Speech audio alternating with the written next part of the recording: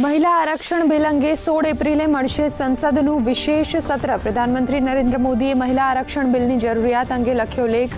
કહ્યું, વિધાનસભા સંસ્થાઓમાં મહિલાઓ માટે અનામત સમયની જરૂરિયાત. મહિલા અનામત લોકશાહીને વધુ જીવંત અને સહભાગી બનાવશે.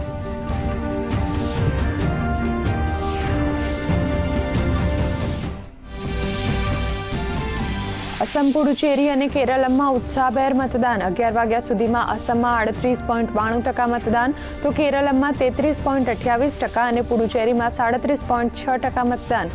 દિગ્ગજ નેતાઓના ભાવિ થશે ઈવીએમમાં સીલ.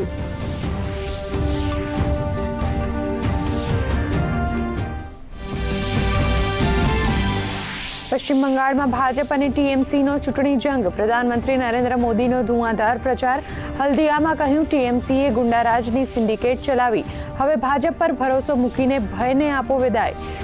આસનસોલમાં પીએમ કરશે બીજી રેલી, તો મમતા બેનર્જીની પાનીહાટીમાં જનસભા.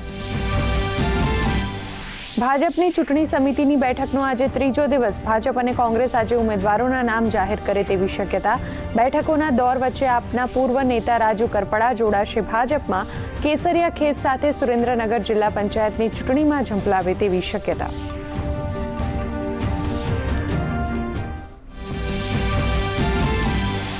આણંદની ગોપાલપુરા પીએમશ્રી શાળાને રાષ્ટ્રીય સ્તરે અર્થવાઇઝ એવોર્ડ 2026 એનાયત. પર્યાવરણ સંરક્ષણના પ્રેરક અભિગમ, સ્થિર વિકાસ માટેના પ્રયાસોને મળ્યું સન્માન. દેશભરની માત્ર 20 શાળાઓ વચ્ચે રાજ્યની શાળાને મળ્યું ખાસ સન્માન. રાજ્યમાં આગામી દિવસોમાં તાપમાન વધવાની આગાહી. મહત્તમ તાપમાનમાં 2 થી 4 ડિગ્રીનો થશે વધારો. ભાવનગરમાં સૌથી વધુ 37.5 ડિગ્રી તાપમાન. દરિયાઈ ક્ષેત્રમાં ગરમ અને ભેજવાળા પવન ફૂંકાવાની આગાહી.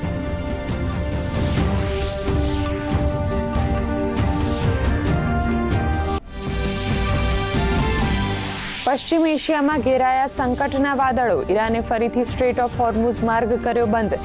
સીઝ ફાયરના એક દિવસ બાદ ડોનાલ્ડ ટ્રમ્પે ઈરાનને આપી ચીમકી. કહ્યું, જો નિયમોનું ઉલ્લંઘન થશે તો અમેરિકા ફરીથી કરશે હુમલા શરૂ.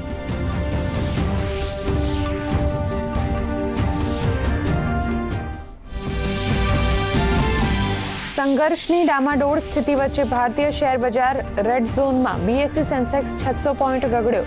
ચાંદીની કિંમત 3,000 રૂપિયા ઘટીને 2,36,000 થઈ.